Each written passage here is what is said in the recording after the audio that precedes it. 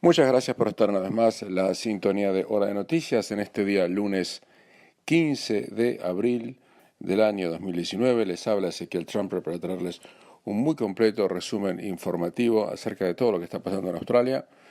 Tenemos realmente un programa muy pero muy sabroso para compartir con todos ustedes. Como siempre les recordamos que estamos en el 87.8 FM, frecuencia modulada abierta para toda la hermosa ciudad de Sydney, que también nos pueden escuchar bajando nuestra aplicación, nuestra app Radio Austral en cualquier teléfono celular o tableta de cualquier marca, diseño o sistema operativo. Lo tienen que hacer una sola vez, les aclaro, no es todos los días, una sola vez y para siempre. Y si lo hacen, van a poder escuchar un perfecto sonido estéreo digital en cualquier lugar, literalmente del planeta.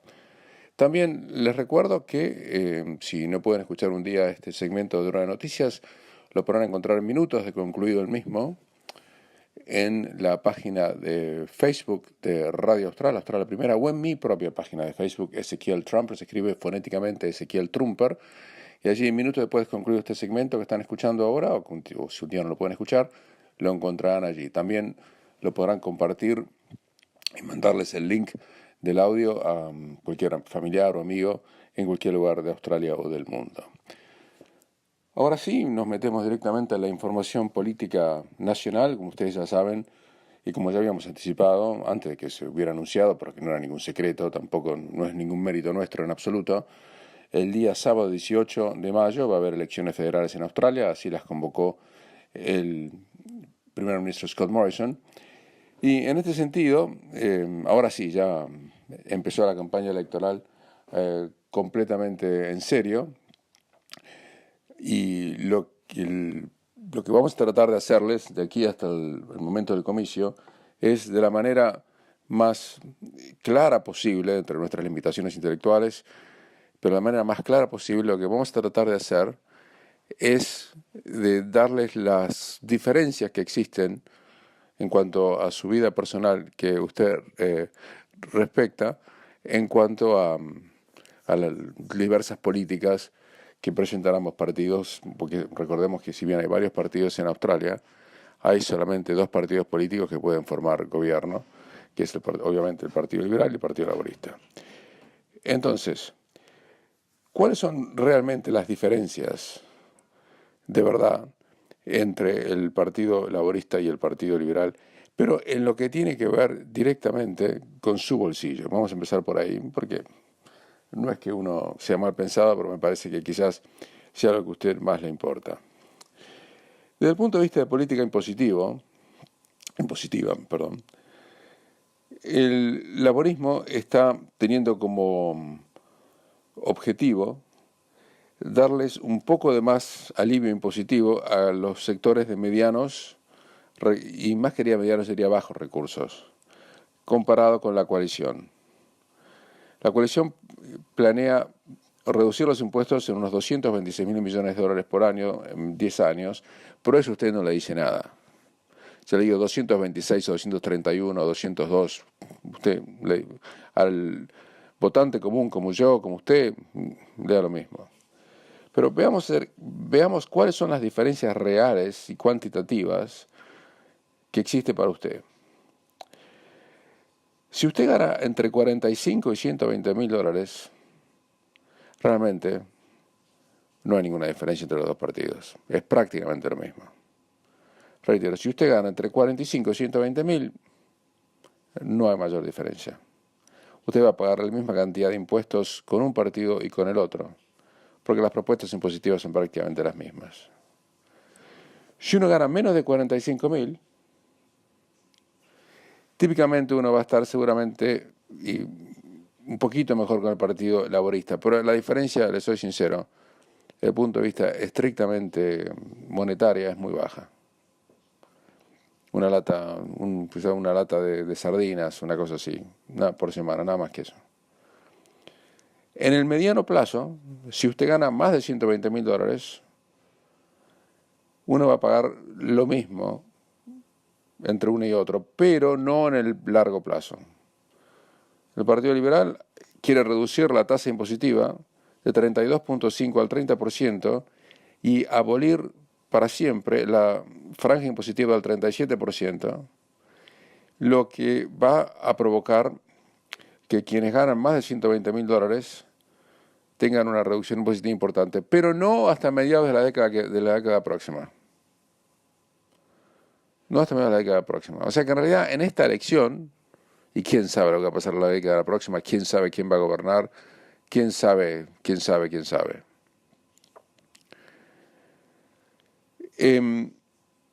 Por supuesto, hay diferencias en relación a las deducciones impositivas para las nuevas viviendas que va a introducir el Partido Laborista, como ya lo explicamos muchas veces con el cambio de negative gearing. Eso va a afectar a los inversores en propiedades.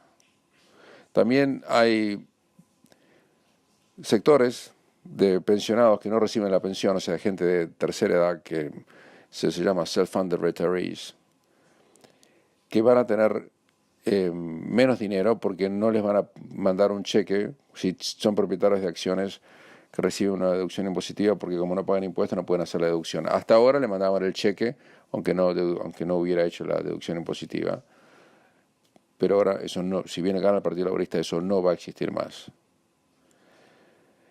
En general, según estimaciones hechas por profesionales, contadores que han hecho estos estudios, se encuentra que los contribuyentes, los que pagamos impuestos y que ganamos entre 130 y 160 mil dólares, esos quizás van a recibir menos porque el Partido Laborista va a introducir un nuevo impuesto, o va en realidad a reimplantar un impuesto que ya había puesto Tony Abbott, que es el impuesto del 2% sobre las ganancias, impuesto a las ganancias, y eso va a llevar que la tasa impositiva más alta llegue al 49%, que para mí es una barbaridad, soy sincero entre ustedes y yo, pero eso es mi opinión personal. Y de eso se trata, no hay gran diferencia entre lo que plantea uno y plantea otro a nivel impositivo. Pero en realidad en esta elección sí hay diferencias, porque realmente el Partido Laborista está planteando un modelo económico que hubiera sido impensable hace 10 años. Y esto de alguna manera demuestra lo que ha cambiado Australia en tanto tiempo, mejor dicho, en tan poco tiempo. El Partido Laborista quiere un proyecto de aumentar el nivel de impuestos a los australianos, cosa que hubiera sido imposible cuando Kevin Rudd se presentó como candidato en el 2007 y ganó esas elecciones con el Partido Laborista.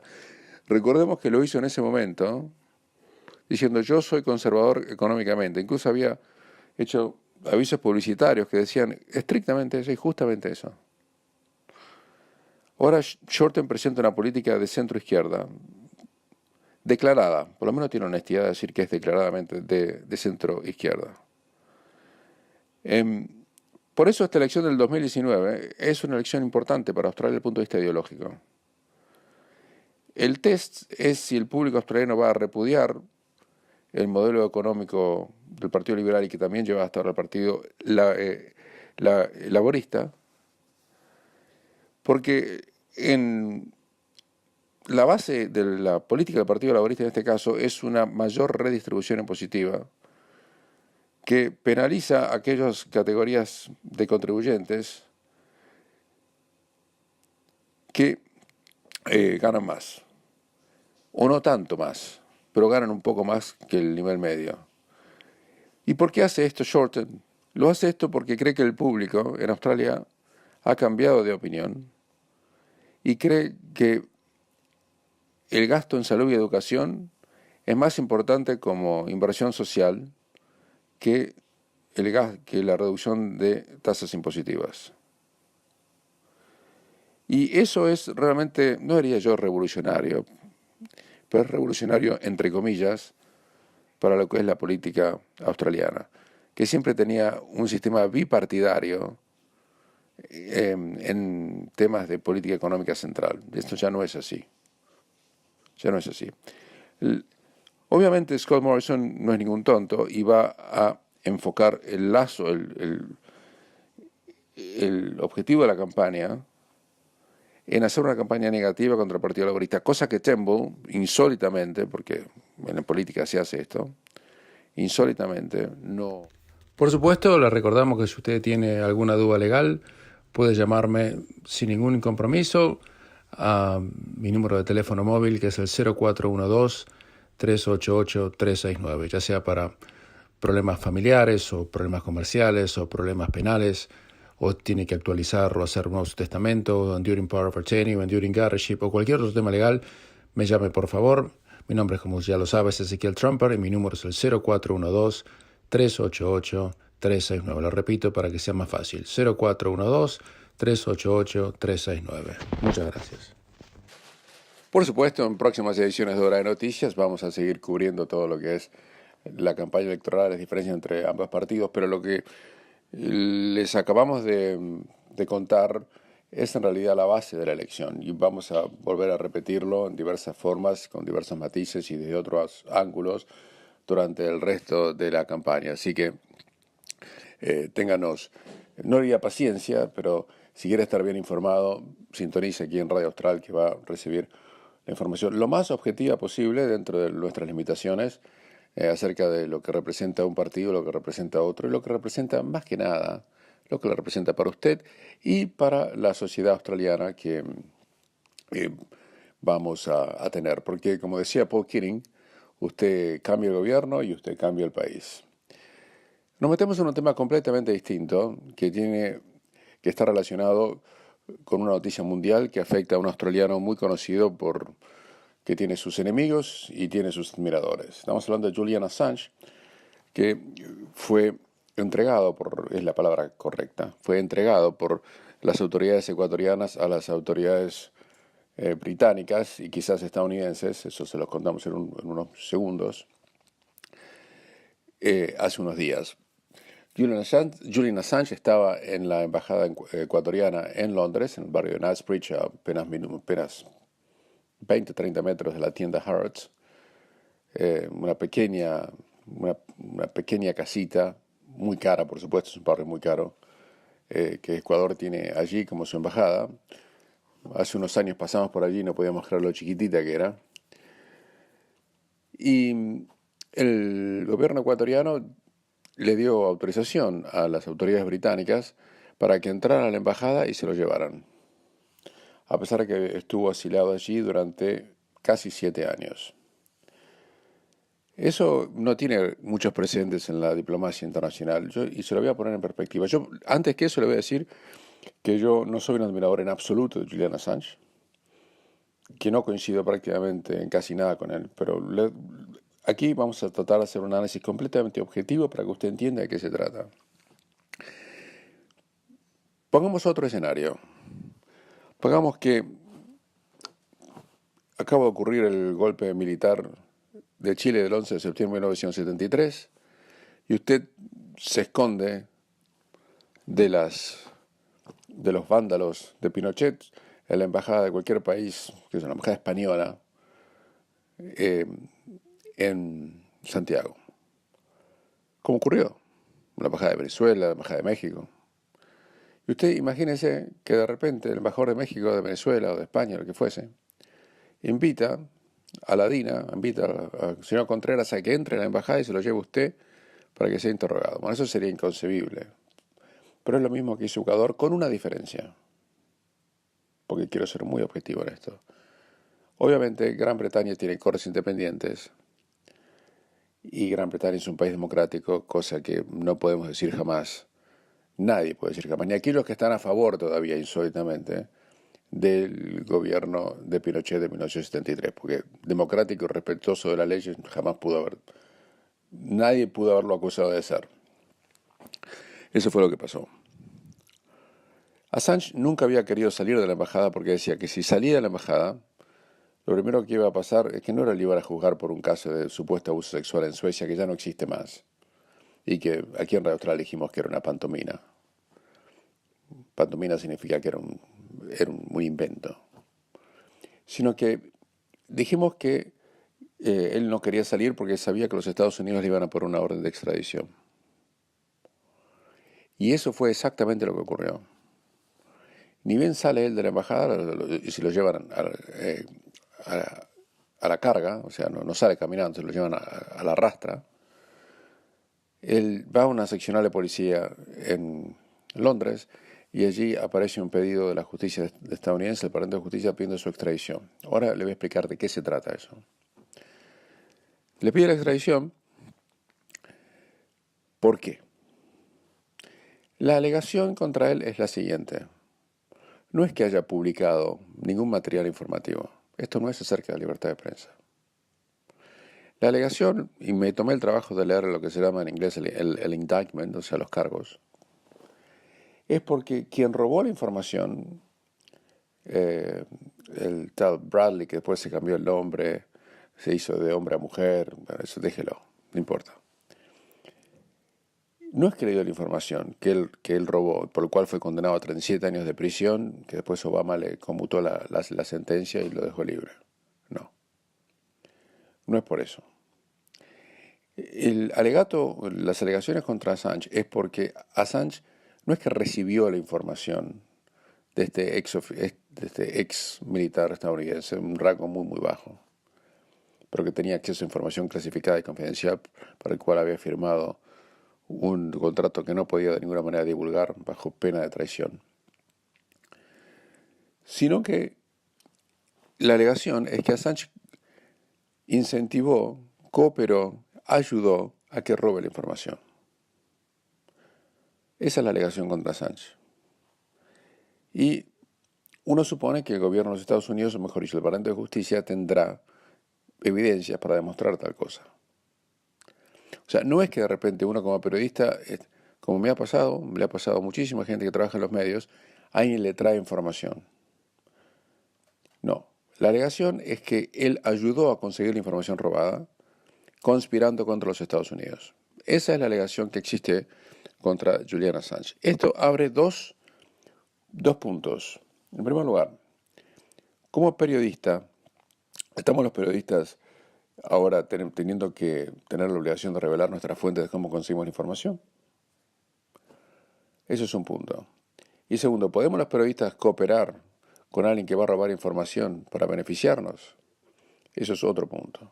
Son las dos caras de esta interesante para nosotros moneda y dramática para él.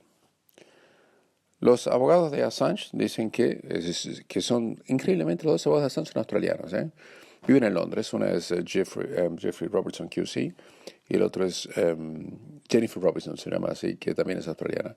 No es la hija, me parece, no, nada que ver. Dijeron que esto sería, si lo condenan a Assange en Estados Unidos, pueden darle tantos años de prisión que sería como una condena de muerte, una pena de muerte. Una de las condiciones que puso el gobierno de Ecuador para que no, para entregar, vamos a utilizar la palabra otra vez, para entregar a Assange a las autoridades británicas es que si no se le diera a ningún país donde podría aplicársele la pena de muerte, que existe en Estados Unidos, pero Estados Unidos no va a pedir la pena de muerte en este caso. Y en esto estamos. De eso se trata el tema. Por un lado está Assange, que dice que él simplemente encontró información y la publicó. Y por otro lado está los Estados Unidos que dicen que no, que él no encontró la información, la fue a buscar y corrompió a alguien o utilizó a alguien para poder recibir esa información, que son dos cosas completamente diferentes. ¿Qué va a pasar ahora? Esto va a llevar mucho, pero mucho tiempo. Y el tema lo vamos a seguir comentando. Hay algo que es muy interesante compartir con todos ustedes. Assange es australiano. Que yo sepa, el gobierno de Australia no ha dicho una sola palabra al respecto. Y no es que lo tengamos que defender, ni mucho menos. Sino que, bueno, que es todavía australiano. No se imaginaba que el gobierno de Australia algo todavía tenía para decir sobre este tema. Pero mucho menos en una campaña electoral como esta y teniendo a Estados Unidos del otro lado que obviamente quiere su cabeza, literalmente. Porque Julian Assange, obviamente, se lo acusa de algo fundamental. Usted me dirá, pero ¿cómo? Lo que Julian Assange publicó, también lo republicaron muchísimos medios internacionales. Diarios, el País de Madrid, Washington Post, muchísimos diarios internacionales. ¿Por qué Assange y no los editores de esos diarios? Yo se lo voy a explicar por qué. Porque los editores de esos diarios se negaron a publicar cierta información que el señor Assange sí puso en su página de web de Wikileaks. Información que identificaba a personas que habían sido oficiales de inteligencia de los Estados Unidos y puso en riesgo sus vidas, o en muchos casos se dice que incluso les provocó la muerte. Julian Assange tuvo una disputa con varios de la gente que estaba alrededor de él, porque le dijeron que no publique información que comprometía la identidad de personas que habían conseguido información por los Estados Unidos, que eran espías, y que no eran estadounidenses, sino que eran residentes de países donde Estados Unidos y muchos otros países tienen inteligencia y agentes de inteligencia. Y Assange dijo que no le importaba 3 cominos y lo publicó igual. Ese es el punto que los Estados Unidos no le perdona. Y por eso van contra él y no van contra los editores de los diarios, que publicaron para información parecida, pero sin poner en peligro la identidad de muchas personas que habían estado detrás de la información que el señor Assange había publicado. Creo que leemos un panorama lo más amplio posible de este tema. Usted saque las conclusiones que mejor les parezca. Les vamos a seguir comentando porque el tema va a seguir siendo tapa de los diarios durante las próximas semanas y meses. Hacemos una pequeña pausa y continuamos en esta jornada de Hora de Noticias, hoy 15 de abril del 2019. Uno de los temas que está repercutiendo en toda la sociedad australiana y que es un tema muy polémico, pero quizás para algunos de ustedes y para mí muy pero muy claro, es el tema de la gran estrella del rugby australiano, un deporte moribundo hoy en Australia, pero que todavía trae bastante patrocinio de empresas importantes y contratos televisivos, que es el rugby union más precisamente. Y el jugador estrella del equipo nacional de Australia, los Wallabies, que se llama Israel Folau. Israel Folau es mormón. Es un orgulloso mormón. Yo no estoy de acuerdo con la filosofía de los mormones, pero ¿qué importancia tiene? Usted tampoco, o quizás sí. Eso no es el caso. Es más, le cuento que hace un par de años estuve en Salt Lake City, que es en Utah, que es donde está la sede de los mormones. Y la visité porque es una de las principales atracciones de la ciudad, una enorme sede, un hermoso complejo. Y me llamó la atención poderosamente. Cuando entré al complejo, lo primero que escuché fue palabras en australiano, obviamente, en acento australiano. Y había un video de Israel Folau, allí, dentro, en pleno Midwest de los Estados Unidos, él hablando de su filosofía personal y de sus valores personales. Y me llamó la atención y no le di mayor importancia. Y hoy es el tema de todo el mundo está hablando, porque ocurrió lo siguiente. Por segunda vez, Folau publicó en las redes sociales un comentario que dice que los homosexuales y otros que son ateos van a terminar en el infierno. A mí me parece una tontería decir semejante cosa. Yo no creo ni siquiera en el concepto del infierno, pero eso no es el tema. Folau dijo lo que él pensaba, basado en conceptos de su religión. Algunos dicen que esto está en la Biblia, yo no puedo afirmarlo ni desmentirlo porque no es un tema que yo conozca en profundidad y tenemos mucha gente en Radio Austral que sí conoce el tema en profundidad y podrá opinar sobre la cuestión. Pero lo que ha ocurrido es que después de estos comentarios el señor Folau ha recibido protestas por parte de todo el país y su empleador, el Australian Rugby Union, que le paga un contrato de alrededor de $1 millón por año y tiene un contrato que se extiende por otros 4 años más. Folau es además el jugador que más tries ha convertido en la historia de Stoll Super Rugby, por ejemplo. Es un extraordinario jugador. La Australian Rugby Union dice que le va a rescindir el contrato, en pocas palabras, que lo va a echar a la calle y lo va a dejar sin trabajo, porque no está de acuerdo con los comentarios que hizo en las redes sociales sobre los homosexuales. Varias reflexiones. Creo que al final daremos nuestra opinión, pero primero le vamos a poner los hechos. ¿Quién es el principal sponsor o patrocinador de los Wallabies? ¿Cuántas? ¿Cuántas pone la gran mayoría de la plata que recibe la Asociación Australiana de Rugby para poder financiar el equipo?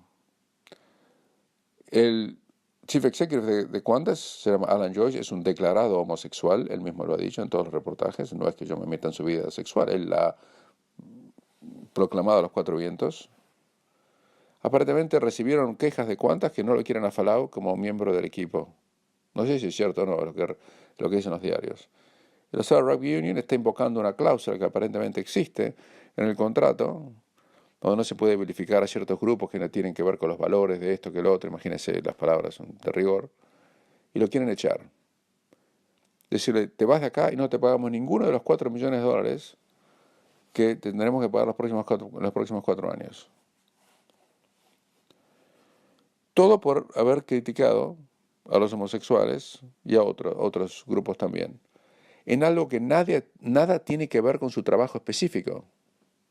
O sea que estamos penalizando a un trabajador, que es como es Falau, por lo que él piensa en su vida privada sobre cosas que nada tienen que ver con el deporte que practica.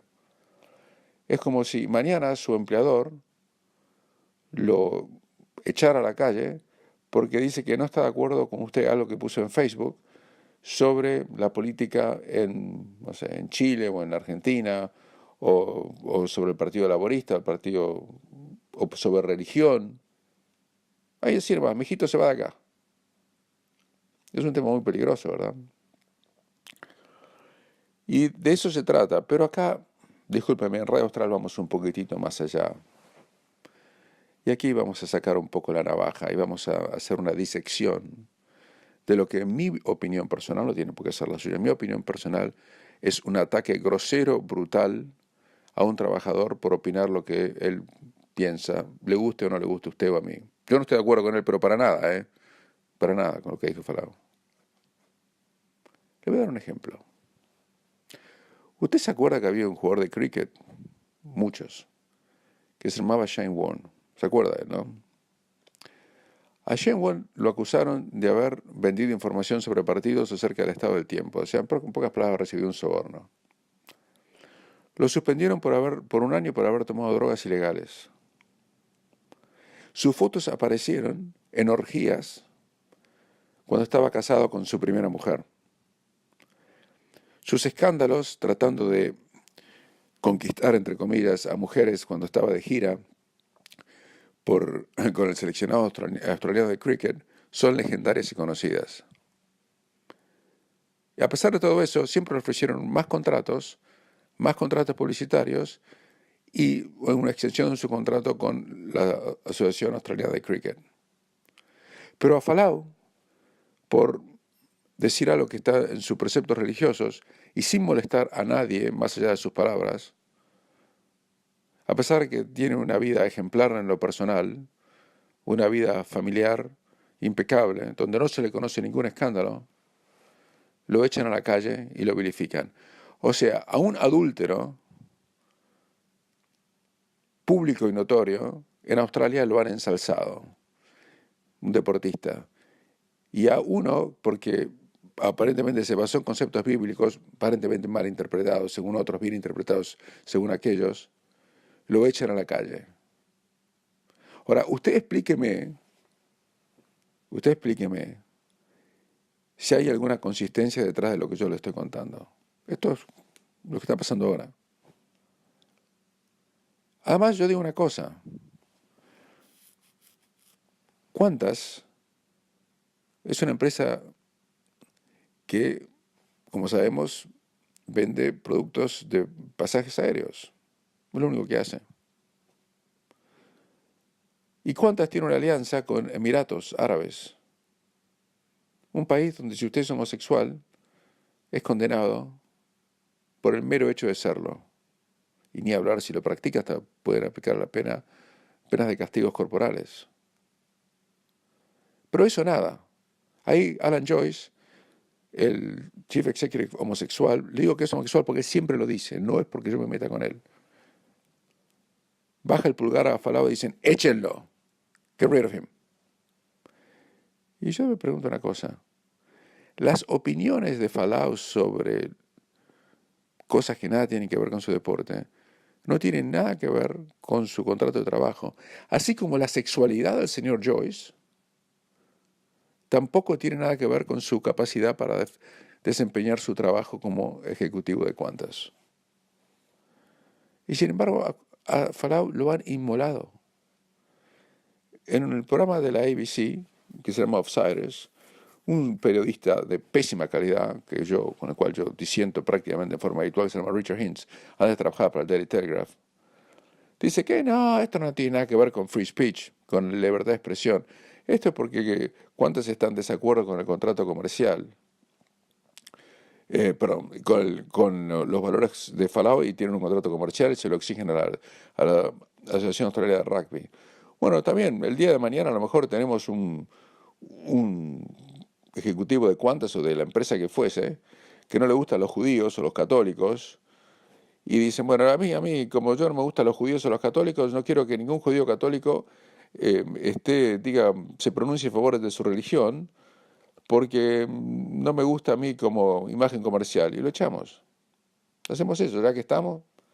Esto es una grosera invasión a la privacidad del señor Falau, que además tiene sus defensas legales, la aclaro.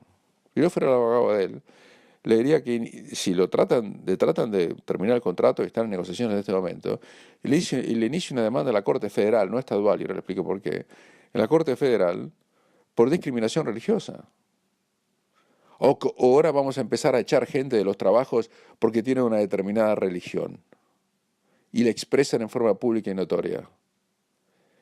Y le digo en Corte Federal, no estadual, porque la legislación de antidiscriminación en el estado de New South Wales no protege la libertad religiosa. Usted sabía eso, ¿no? Si no sabe, se lo cuento. Sí en Victoria, sí en Canberra, pero no en New South Wales. Entonces hay que hacerlo en la Corte Federal. Y yo creo que si lo hace, les gana. Porque Falau no hizo nada.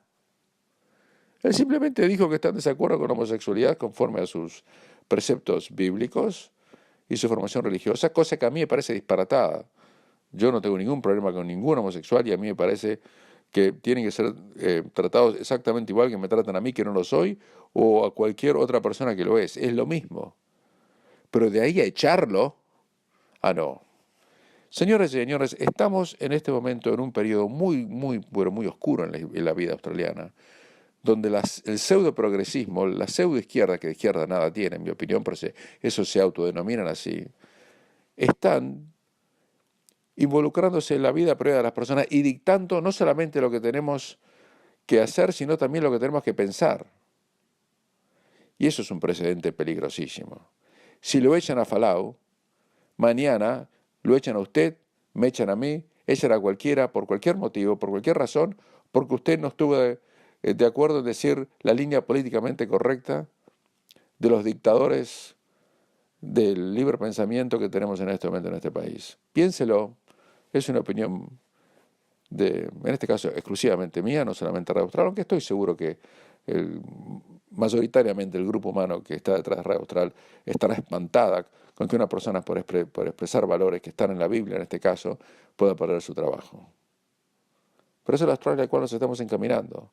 Y ojo, que esto recién está empezando. La corrección política, primero parecía una broma. Primero la tomábamos en solfa, como decimos por muy viejos pagos, casi como si fuera cosas humorísticas. Ahora se está involucrando con la vida de todos nosotros y además se está involucrando con si podemos tener trabajo o no tener trabajo. Esto es peligrosísimo. Y a mí, ¿saben lo que me gustaría? Que los sindicatos que el otro día marcharon contra el gobierno, cosa que es algo que excede a la labor de los sindicatos que están allí para representar a los trabajadores y nada más, que salgan a marchar por los derechos del señor Falau. Que los sindicatos, que Sally McManus, que toda la ACTU, que toda la Australian Workers Union salgan a marchar por las calles protegiendo los derechos de este trabajador que está siendo discriminado por haber simplemente, mal o bien, invocado la Biblia. Y si no, que no siquiera se autodenominen trabajadores o representantes de los trabajadores, sino simplemente instrumentos políticos a veces inconfesables. Hacemos una pausa y continuamos en Hora Noticias. Ya entrando en materia deportiva, no hay realmente grandes cosas para comentar. Siguieron las ligas en España y en Italia. Un triunfo muy injusto del Manchester United frente al West Ham 2-1. Eh, Pudimos ver todo el partido. Estamos transmitiendo, se lo cuento porque gente ya lo sabe. Estamos en este momento en Francia, transmitiendo en vivo para todos ustedes.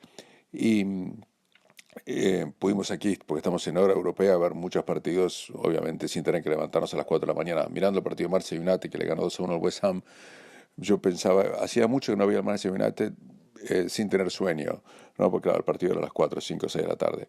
Pero le cuento una cosa, el Manchester United le ganó 2-1 al West Ham, fue una completamente injusta porque iba ganando 1-0 con un penal muy dudoso en el primer tiempo, a los 19 minutos por parte de Pogba. Empató Felipe Anderson a los 4 minutos del segundo tiempo. Y después el West Ham lo peloteó al Manchester United. De Gea lo salvó con un cabezazo extraordinario que salvó sobre la línea que solamente él puede hacer. Después, un minuto antes, un tiro del equipo dirigido por el ingeniero Manuel Pellegrini pegó en el travesaño y nada podía creer lo que pasaba. El Manchester United estaba entre las cuerdas, no pasaba absolutamente nada, apenas si cruzaba la mitad de la cancha, y si cuando la cruzaba no generaban nada. Y en un contraataque después de estas dos jugadas, y cuando faltaban apenas 10 minutos, le cometen penal, fue penal, indiscutible, y Pogba convierte su segundo penal y gana ante la sorpresa completa en Old Trafford. Manchester United gana 2-1 al West Ham. Manchester United acababa de perder hace 3 días o 4 días antes de local contra el Barcelona 1-0 con un gol en contra de Shaw. Ahora ese partido, la revancha se va a jugar recién dentro de 2 semanas o una semana, la semana próxima en Barcelona. Uno la ve complicada para el United, ¿verdad? Pero no imposible tampoco.